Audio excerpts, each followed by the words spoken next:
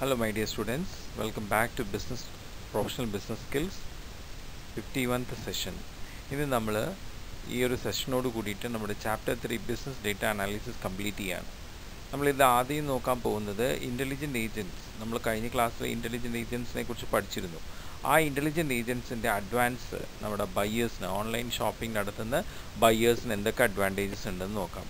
അല്ല, ആദ്യം പറയുന്നത് ഈസി ഷോപ്പിംഗ് ആണ്. ഈ ഇൻ്റലിജൻറ്റ് ഏജൻറ്റ് ഉള്ളതുകൊണ്ട് ഓൺലൈൻ ബയ്യേഴ്സിന് വളരെ ഈസി ആയിട്ട് അവർക്ക് വേണ്ടതായിട്ടുള്ള സ്റ്റോറുകൾ, അവർക്ക് ഉചിതമായിട്ടുള്ള ബ്രാൻഡ്സ്, അവർക്ക് ആവശ്യമായിട്ടുള്ള പ്രോഡക്ട്സ് ആൻഡ് കാറ്റഗറീസ്, അതിൻ്റെ സർവീസസ് അവരുദ്ദേശിക്കുന്ന പ്രൈസിൽ എളുപ്പത്തിൽ നമ്മുടെ ഇൻ്റലിജൻറ്റ് ഏജൻറ്റ് പ്രൊവൈഡ് ചെയ്ത് കൊടുക്കുന്നുണ്ട്. അതുമാത്രമല്ല, നമ്മളുടെ ഓരോ കസ്റ്റമറിനെയും ആപ്റ്റായിട്ടുള്ള ബ്രാൻഡും ആപ്റ്റായിട്ടുള്ള സ്റ്റോറും ഇത് ഐഡൻറ്റിഫൈ ചെയ്ത് കൊടുക്കുന്നുണ്ട്.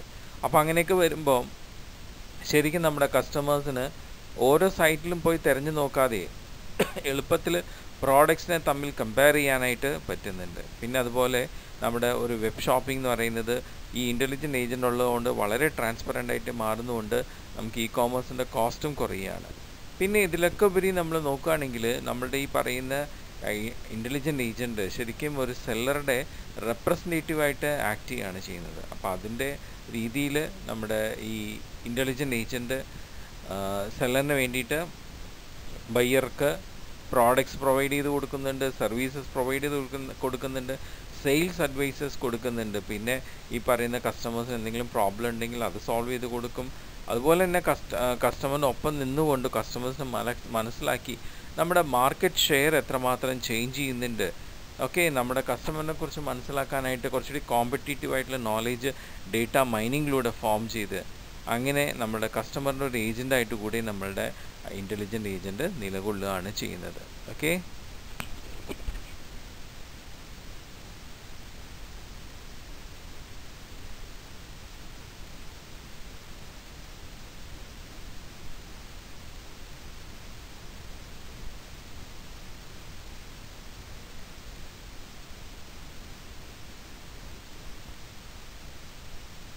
ഓക്കെ, നമ്മുടെ ഇൻ്റലിജൻറ്റ് ഏജൻറ്റ് ശരിക്കും നമ്മുടെ കസ്റ്റമേഴ്സായിട്ട് നല്ല റിലേഷൻഷിപ്പ് ഫോം ചെയ്യുന്നുണ്ട്. അത് വളരെ സൊഫിസ്റ്റിക്കേറ്റഡ് ആയിട്ടുള്ള രീതിയിലാണ്. പലപ്പോഴും ഈ പറയുന്ന കസ്റ്റമേഴ്സിന് നെഗോസിയേഷനൊക്കെ വേണ്ടി വരുമ്പോൾ അതിനുള്ള കേപ്പബിലിറ്റി, നെഗോഷിയേറ്റ് ചെയ്യാനുള്ള കേപ്പബിലിറ്റി നമ്മുടെ ഇൻ്റലിജൻറ്റ് ഏജൻറ്റ് ഉണ്ട്. അത് നെഗോഷിയേറ്റ് ചെയ്യുന്നു. അങ്ങനെ അത് മാത്രമല്ല, നമ്മുടെ ബയ്യേഴ്സിനെ കുറിച്ച് ശരിക്കും മനസ്സിലാക്കി അവരായിട്ട് നല്ലൊരു ഇൻറ്റിമേറ്റ് റിലേഷൻഷിപ്പാണ് ഇൻ്റലിജൻറ്റ് ഏജൻറ്റ് ഫോം ചെയ്യുന്നത്. ഇനി നെക്സ്റ്റ് നമുക്ക് നോക്കാനുള്ളത് ഇൻ്റലിജൻറ്റ് ഏജൻറ്റിൻ്റെ ലിമിറ്റേഷൻസ് ആണ്. ഇപ്പം ഒരു കോമേഴ്സ് സൈറ്റ് തുടങ്ങിക്കഴിഞ്ഞാൽ സ്വാഭാവികമായിട്ടും ആ സൈറ്റിൻ്റെ ഒറിജിനൽ ഹോസ്റ്റ് ആയിട്ടുള്ള ഒരു ഇൻ്റലിജൻറ്റ് ഏജൻറ്റ് ഉണ്ടാവും. ഇതേ ഏജൻറ്റ് മറ്റു പല സൈറ്റ്സിൻ്റെ റിമോട്ട് ഹോസ്റ്റായിട്ടും നിലകൊള്ളുന്നുണ്ട്. അപ്പം റിമോട്ട് ഹോസ്റ്റായിട്ടും ഒറിജിനൽ ഹോസ്റ്റായിട്ടും രണ്ട് രീതിയിലും പല സെക്യൂരിറ്റി റിസ്കുകളും ഈ പറയുന്ന ഇൻ്റലിജൻറ്റ് ഏജൻറ്റ് ഫേസ് ചെയ്യേണ്ടതായിട്ട് വരുന്നുണ്ട്. ഇനി ആദ്യത്തെ ഒരു ലിമിറ്റേഷൻ പറയുന്നത് stealing data and illegal access. പലപ്പോഴും ഈ പറയുന്ന ഇൻ്റലിജൻറ്റ് ഏജൻറ്റ് പല വെബ്സൈറ്റ്സിൽ റിമോട്ട് ഹോസ്റ്റായിട്ട് നിന്നുകൊണ്ട് അവർ പെർമിറ്റ് ചെയ്യാത്ത ഡേറ്റാസ് എല്ലാം ആക്സസ് ചെയ്ത് എടുക്കുന്നത് ഉണ്ട്. അതൊരു തരത്തിലുള്ള സ്റ്റീലിംഗ് ആണ്, അത് ഇല്ലീഗലാണ്. പിന്നെ ഫ്രീ യൂസ് ഓഫ് റിസോഴ്സസ്, പല ഫ്രീ ആയിട്ട് യൂസ് ചെയ്യുന്ന റിസോഴ്സുകളും ഏറ്റെടുത്തുകൊണ്ട് സ്റ്റീൽ ചെയ്ത് അതിൽ നിന്നും ഒരുപാട് കാര്യങ്ങൾ ആക്സസ് ചെയ്തെടുക്കുന്ന ഒരു പ്രവണത അത് നമുക്ക് ഇവിടെ കാണാനായിട്ട് പറ്റുന്നുണ്ട്. പിന്നെ വേറൊരു ഡിസഡ്വാൻറ്റേജ് ലിമിറ്റേഷൻസ് എന്ന് പറഞ്ഞാൽ അൺഓതറൈസ്ഡ് പ്രോഗ്രാം എക്സിക്യൂഷൻ. ഈ പറയുന്ന നമ്മളുടെ ഇൻ്റലിജൻറ്റ് ഏജൻറ്റ് റിമോട്ട് ഹോസ്റ്റായിട്ട് നിന്നുകൊണ്ട് മറ്റുള്ള പല വെബ്സൈറ്റ്സിലേക്കും ഈ പറയുന്ന ഹാംഫുൾ ആയിട്ടുള്ള പ്രോഗ്രാംസ് എക്സിക്യൂട്ട് ചെയ്യുന്നുണ്ട്. അതൊരു ഭീഷണിയാണ് ശരിക്കും പറഞ്ഞാൽ. ഓക്കെ,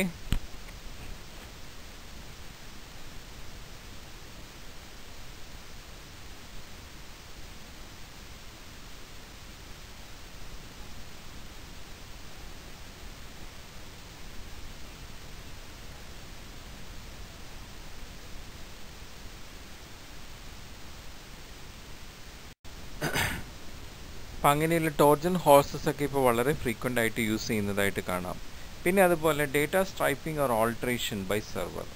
ഇതെന്താ വെച്ച് കഴിഞ്ഞാൽ, ഇപ്പം നമ്മൾ ഒരു ഇൻ്റലിജൻറ്റ് ഏജൻറ്റിൻ്റെ സഹായത്തോട് കൂടിയിട്ട് നമ്മളിപ്പോൾ പ്രോഡക്റ്റ് സെർച്ച് ചെയ്യുമ്പം ബയ്യറിൽ നിന്നും ആ ഒരു ഇൻ്റലിജൻറ്റ് നമ്മുടെ ഇൻ്റലിജൻ്റ് ഏജൻറ്റ് എന്ത് ചെയ്യുന്നുണ്ട്, ഫസ്റ്റ് ഒരു സെല്ലറിൻ്റെ അടുത്തേക്ക് പോയി ഡീറ്റെയിൽസ് കളക്ട് ചെയ്ത് അത് കഴിഞ്ഞ് അടുത്ത സെല്ലറിലേക്ക് പോയി അവിടെ സെർച്ച് ചെയ്ത് കണ്ടെത്തുന്നു. അപ്പോൾ ആ രീതിയിൽ വരുമ്പോൾ സ്വാഭാവികമായിട്ടും ഈ പറയുന്ന ഇൻ്റലിജൻ്റ് ഏജൻറ്റ് മുഖാന്തരം നമ്മുടെ സെല്ലർ 2 എന്ത് ചെയ്യുന്നുണ്ട്, സെല്ലർ 1ൻ്റെ കോമ്പറ്റീറ്റീവ് ആയിട്ടുള്ള ഡേറ്റ എല്ലാം കളക്ട് ചെയ്യുകയാണ്. ഓക്കെ, അപ്പോൾ അങ്ങനെ അത് പിന്നീട് ഓൾട്ടറേഷനും കാര്യങ്ങളൊക്കെ ചെയ്ത് അവരുടെ കോമ്പറ്റീറ്റീവ്നെസ് ആ രീതിയിൽ കൂട്ടാനുള്ള വ്യാജമായിട്ടുള്ള കാര്യങ്ങളൊക്കെ നടക്കുന്നുണ്ട്. പിന്നെ ഡിസൈറ്റ്ഫുൾ ഏജൻറ്റ് ബിഹേവിയർ. ഇപ്പം നമ്മൾ ഈ ഇൻ്റർനെറ്റ് ഇ കോമേഴ്സിൽ നമ്മൾ പല വെബ്സൈറ്റ്സിലും ഇൻ്റലിജൻ്റ് ഏജൻറ്റ് ഉണ്ടെന്ന് പറഞ്ഞല്ലോ. അപ്പോൾ ഈ ഇൻ്റലിജൻ്റ് ഏജൻറ്റ് തന്നെ പരസ്പരം ഓരോ വെബ്സൈറ്റ്സിലുള്ള ഇൻ്റലിജൻ്റ് ഏജൻറ്റ് തമ്മിൽ എന്ത് ചെയ്യുന്നുണ്ട്, കോണ്ടാക്റ്റിൽ വരാറുണ്ട് ഇങ്ങനെ ട്രാൻസ്ഫോം ചെയ്ത് പോകുന്ന സമയത്ത്. അപ്പോൾ അങ്ങനെ കോണ്ടാക്ട് ചെയ്ത് വരുമ്പോൾ സപ്പോസ് നമ്മുടെ ഒരു വെബ്സൈറ്റിലേക്ക് വേറൊരു ഇൻ്റലിജൻ്റ് ഏജൻറ്റ് റിമോട്ട് ഹോസ്റ്റായിട്ട് വരുമ്പോൾ അവരെ മിസ്ലീഡ് ചെയ്ത് അവരുടെ അടുത്ത് നമ്മൾ കുറേ നുണകളൊക്കെ പറഞ്ഞ് നമ്മളിൽ നിന്ന് പിന്തിരിപ്പിക്കാനായിട്ട് ശ്രമിക്കുന്ന ഒരു ഡിസഡ്വാൻറ്റേജ് അല്ലെങ്കിൽ ലിമിറ്റേഷൻ കാണുന്നുണ്ട്. അപ്പോൾ ഇതൊക്കെയാണ് നമ്മുടെ ഇൻ്റലിജൻ്റ് ഏജൻറ്റിൻ്റെ ലിമിറ്റേഷൻസ്. ഇനി നെക്സ്റ്റ് നമുക്ക് ലാസ്റ്റ് നോക്കാനുള്ളൊരു ടോപ്പിക്കാണ് നമ്മുടെ ബിസിനസ് അനലിറ്റിക്സിൻ്റെ എത്തിക്കൽ ആൻഡ് ലീഗൽ കൺസിഡറേഷൻ. എന്താണ് എത്തിക്കൽ ആൻഡ് ലീഗൽ കൺസിഡറേഷൻ? അതായത് പല കമ്പനീസും ഈ ബിസിനസ് അനലിറ്റിക്സ് യൂസ് ചെയ്യുന്ന കമ്പനീസ് അതിൻ്റെ എത്തിക്കൽ വശം കൂടി നോക്കുകയാണ്. എത്തിക്കൽ വശം കൂടി ഉദ്ദേശിക്കുന്നത് എന്താ വെച്ച് കഴിഞ്ഞാൽ റൈറ്റ് ആക്ഷൻ എന്നാണ് ഉദ്ദേശിക്കുന്നത്. പലപ്പോഴും പ്രൈവറ്റ് സെക്ടേഴ്സ് ഈ പറയുന്ന ബിസിനസ് അനലിറ്റിക്സ് എന്നുള്ള ഒരു പവർഫുൾ ടൂള് യൂസ് ചെയ്യുന്ന എന്തിനാണെന്ന് വെച്ച് കഴിഞ്ഞാൽ അവർക്ക് വളരെ ബെനിഫിഷ്യൽ ആയിട്ടുള്ള ഔട്ട്കംസ് കിട്ടാൻ വേണ്ടിയിട്ടാണ്. എന്നാൽ പല കമ്പനീസും നല്ല കോർപ്പറേറ്റ് സിറ്റിസൺസ് ആയിട്ട് നിലനിൽക്കാനായിട്ടാണ് ശ്രമിക്കുന്നത്. അതുകൊണ്ട് അവർ വളരെ എത്തിക്കലായിട്ടാണ് ബിസിനസ് അനലിറ്റിക്സ് യൂസ് ചെയ്യുന്നത്.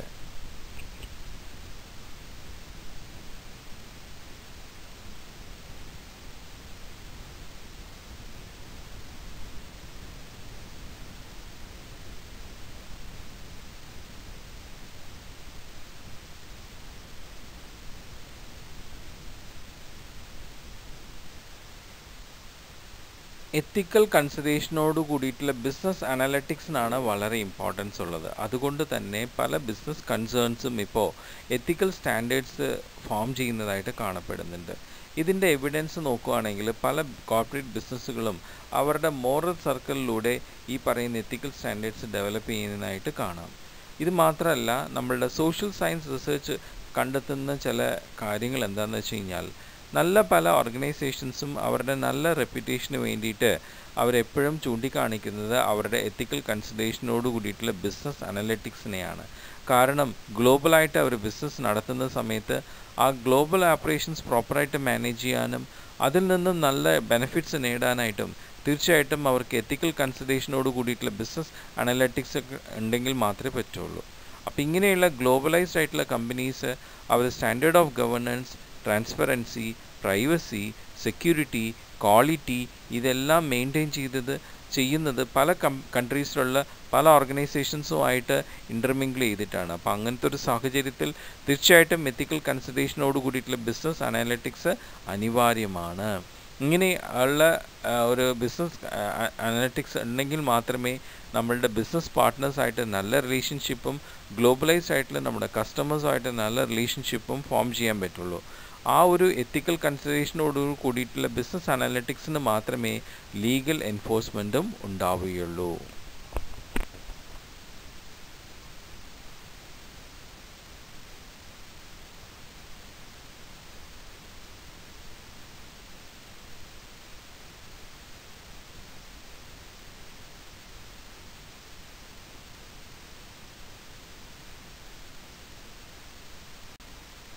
കമ്പനികളുടെ ബിഹേവിയറിനെ ഇപ്പോൾ സോഷ്യൽ എക്കണോമിക്കൽ നോർമേറ്റീവ് പ്രഷേഴ്സൊക്കെ വളരെ സിഗ്നിഫിക്കൻ്റ് ആയിട്ട് എന്ത് ചെയ്യുന്നുണ്ട്, അതിൻ്റെ ശ്രദ്ധ ചെലുത്തുന്നുണ്ട്. കാരണം നല്ല രീതിയിൽ ഈ പറയുന്ന ബിസിനസ് അനലിറ്റിക്സ് യൂട്ടിലൈസ് ചെയ്യാൻ വേണ്ടിയിട്ട്.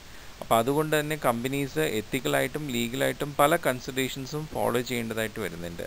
ആ കൺസിഡറേഷൻസ് എന്തൊക്കെയാണെന്ന് വെച്ചാൽ ആദ്യം comply with legal requirements. That means ഒരു ഓർഗനൈസേഷൻ ബിസിനസ് അനലിറ്റിക്സ് ചെയ്യുമ്പോൾ തീർച്ചയായിട്ടും അതിൻ്റെ ലീഗൽ എൻഫോഴ്സ്മെൻറ്റ് നോക്കിയിട്ടാണ് ചെയ്യേണ്ടത്. സെക്കൻഡ് തിങ്, ഒരു ഓർഗനൈസേഷൻ അവർ ഈ പറയുന്ന ബിസിനസ് അനലിറ്റിക്സ് യൂസ് ചെയ്യുമ്പോൾ അതിൽ അവരുടെ കൾച്ചറും സോഷ്യൽ നോംസും റിഫ്ലക്റ്റ് ചെയ്തിരിക്കണം. മൂന്നാമത് ഒരു കമ്പനി ബിസിനസ് അനലിറ്റിക്സ് യൂസ് ചെയ്യുമ്പോൾ അതിലൂടെ അവർ ചെയ്യുന്ന ഡേറ്റ പ്രോസസ്സിങ് എല്ലാത്തിനും അവർ അക്കൗണ്ടബിൾ ആയിരിക്കണം, റെസ്പോൺസിബിൾ ആയിരിക്കണം. അത് നെഗറ്റീവായിട്ടുള്ള രീതിയിൽ ആ ബിസിനസ് അനലിറ്റിക്സിനെ യൂസ് ചെയ്യാതെ നല്ല രീതിയിൽ തന്നെ യൂസ് ചെയ്ത് ആ ഇൻഫർമേഷൻ മാനേജ്മെൻറ്റിനെ പ്രോപ്പറായിട്ട് യൂട്ടിലൈസ് ചെയ്യുക. അത് ട്രെയിനിങ്ങിനായാലും അതുപോലെ ബാക്കിയുള്ള എല്ലാ കാര്യത്തിനായാലും. ഓക്കെ, സോ അങ്ങനെ നല്ല രീതിയിൽ യൂസ് ചെയ്യാനുള്ള അക്കൗണ്ടബിലിറ്റി അവർ ഫോം ചെയ്യുക.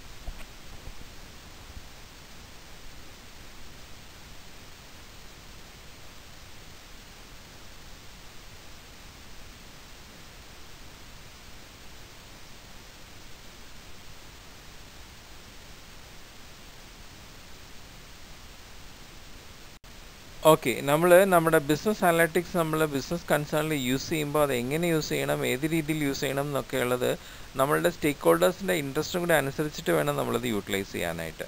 പിന്നെ നമ്മുടെ കമ്പനിയിൽ ബിസിനസ് അനലിറ്റിക്സിന് വേണ്ടിയിട്ട് ഡേറ്റാസ് യൂസ് ചെയ്യുമ്പോൾ ആ ഡേറ്റാസ് പ്രോപ്പറായിട്ട് പ്രൊട്ടക്റ്റ് ചെയ്ത് സേഫ് ഗാർഡ് ചെയ്തിട്ട് വേണം യൂസ് ചെയ്യാനായിട്ട്. പിന്നെ നമ്മുടെ കമ്പനി തന്നെ ഏതെങ്കിലും സെൻസിറ്റീവ് ഏരിയാസിൽ ബിസിനസ് അനലിറ്റിക്സ് യൂസ് ചെയ്യുമ്പോൾ അതിനുള്ള ഡ്യൂ കെയർ കൊടുത്ത് തന്നെ സേഫ് ഗാർഡ് ചെയ്തിട്ട് വേണം യൂസ് ചെയ്യാനായിട്ട്. പിന്നെ ഫൈനലി നമ്മളുടെ കമ്പനിയിൽ ഒരുപാട് പ്രൈവസി ഉള്ളതും സീക്രസി ഉള്ളതുമായിട്ടുള്ള പ്രൈവറ്റ് ഡേറ്റാസ് ഉണ്ടാവും. ഈ ഡേറ്റാസൊക്കെ നമ്മൾ ഈ പറയുന്ന ബിസിനസ് അനലിറ്റിക്സിന് വേണ്ടി യൂസ് ചെയ്യുമ്പോൾ അതിൻ്റെ കോൺഫിഡൻഷ്യാലിറ്റി എത്രത്തോളം ആണ് ആവശ്യം അത്രത്തോളം തന്നെ ആ കോൺഫിഡൻഷ്യാലിറ്റി മെയിൻറ്റെയിൻ ചെയ്തിട്ട് വേണം ആ ഡേറ്റാസ് യൂട്ടിലൈസ് ചെയ്യാനായിട്ട്. ഓക്കെ.